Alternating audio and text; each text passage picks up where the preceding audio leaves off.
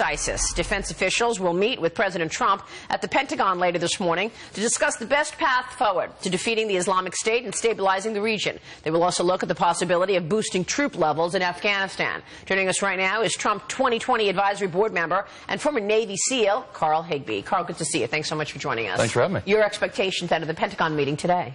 Very different from what we saw over the last 8 years. This is an administration that actually has the political will to destroy an enemy like this, whereas we didn't see that over the last one. So it's going to be a big change in ship. What do you mean? What's going to come out of the meeting? I can't tell you exactly what's going to come out of the meeting, but I can tell you, judging by knowing Secretary Mattis, President Trump, this is going to be a very different tone. They're going to start boosting troop levels, I believe. They're going to start executing more targets over there. I think we've had more bombings in 2017 than we did in 2016. We're only halfway through the year. So it's going to be a big change. Wow. I think the president is already winning that fight, so much more than what came out in the previous administration. I mean, I think if you look around the world, the way people see us, the way people see ISIS, the way people see how we're taking the fight to them, he talked about doing it, and he's executing on it.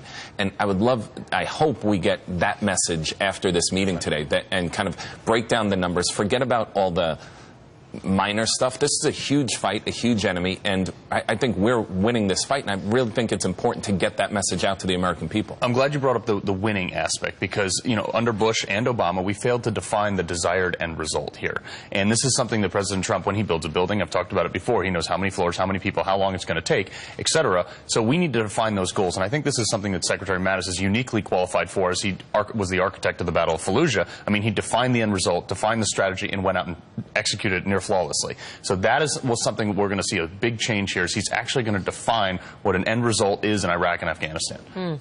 The Pentagon is slamming Turkey this morning for jeopardizing the safety of U.S. troops in Syria. The country's state-run news agency published what appears to be the locations of 10 American military posts in northern Syria, going as far as detailing the number of troops present in some cases. Were you surprised by this? I mean, I'm not surprised by it. I'm annoyed by it. Yeah, exactly. Angered by it. But I mean, you look at Turkey. Turkey's been on the different side of this ISIS issue and the whole region as a whole. I mean, they were purchasing oil from ISIS a while back, and some say they still are. All right, they side with against the Kurds. They side with the Kurds. They've decided all over the place here, and they have their own internal struggles that I think they need to get over first. But this is something. It's like, why? Why would you do that? Well, because Turkey itself is going through a big shift in terms of who's controlling the country. It's no longer the unabashed American ally that it used to be. It's got a lot of these polls from radical Islam that are in Turkey itself and changing the nature of the country. Yeah, and this is a state-sponsored media network. This is like as if our NPR came out and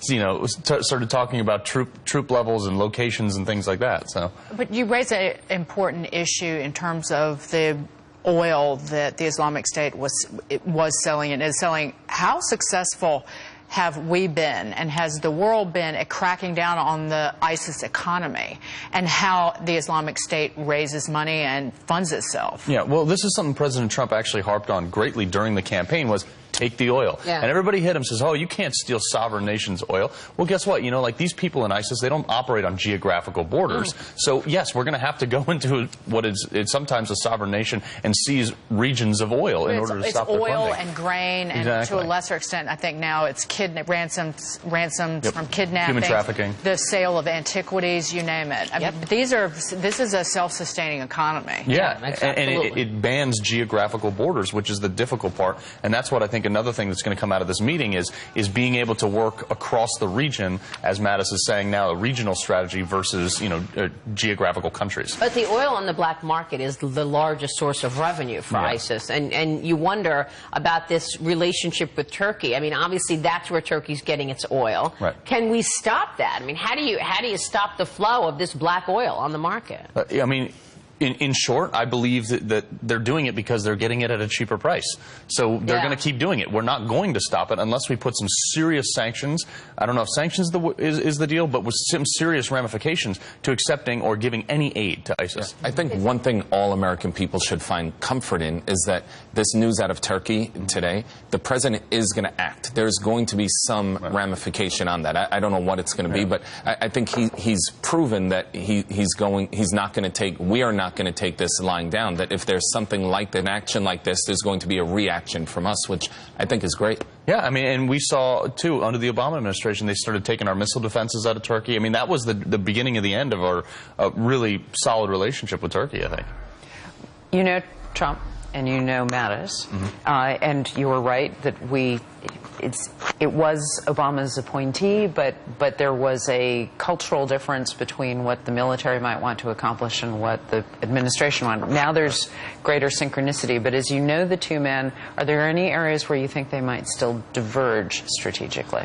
Well, you know, Secretary Mattis and President Trump have some fundamental differences, you know, on political policy and things like that. But one thing that Mattis is known for is Mad Dog Mattis. I mean, being the bulldog, and he understands. Like, he is the first guy in the room to negotiate for peace, but he is also, you know, the last guy you want to cross, because he is slightly less concerned about collateral damage than the conventional politician, and which he understands. He does it reluctantly, but he understands that that is the cost of war, and he understands the dynamic. He's seen war firsthand, unlike a lot of these guys who are voting on this right now. He understands that war is hell. War is going to be very messy, and that's the only way to win. Yeah, let me ask you about the travel ban. The Supreme Court this morning clarifying its ruling on President Trump's travel ban. The High Court loosening the administration's definition of family to allow grandparents and aunts and uncles and relatives from 6 mostly Muslim countries named in that executive order. But the order is also permitting the government to enforce strict restrictions on refugees. Yep. What's your takeaway? Great. You know, this is something that he campaigned on the American people. It's not like it was hey, Donald Trump is in office now, and surprise, this is what he's doing. He said this all through the campaign, and the people voted for him. I mean, and this is something that he's doing in the interest of the United States of America. It's not like he's doing it because he doesn't like people from those 6 countries. It's he wants to protect America. We don't have vetting. We don't know who they are. We don't know where they come from. Look, if you have grandparents here and things like that, there's a much lower chance that if they're not on their radar, you're not either. And you're probably, I mean, that's the thing. It's not to hurt people. It's to help the United States of America. And that's what he's trying to do. He's trying to put it first. But the bigger issue here, and something that is going less addressed now that he's won 9-0, is that we don't have these judges who are essentially unilaterally defying the president and striking down his orders, which is shocking to me, is going unaddressed. When they get overturned, it's like, oh well, we'll just go back to work the next day. Why is there no consequences to this? If your decision as a lower federal judge gets overturned by the Supreme Court, doesn't that should really force you to step down from the bench or have some sort of ramification? You're assuming accountability in the judiciary. What a fool I was. Sorry. Yeah. There's no such mechanism, unfortunately. Yeah. Well, you make a lot of great points. Carl, thank you so much. Thank you.